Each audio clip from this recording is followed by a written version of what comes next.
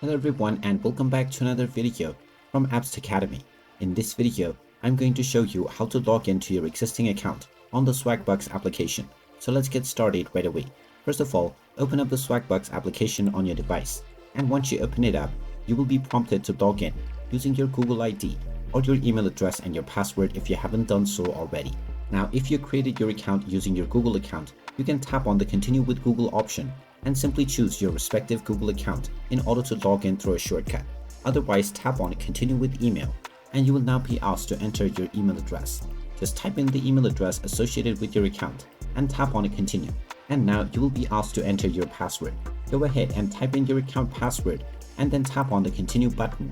And now you will be logged in to your Swagbucks account right away. And you can now immediately start to participate in various different surveys and offers. And there you have it. That is how easy it is to log into your existing account on Swagbucks. If you find this video helpful, make sure you hit that like button and subscribe to our channel if you haven't done so already.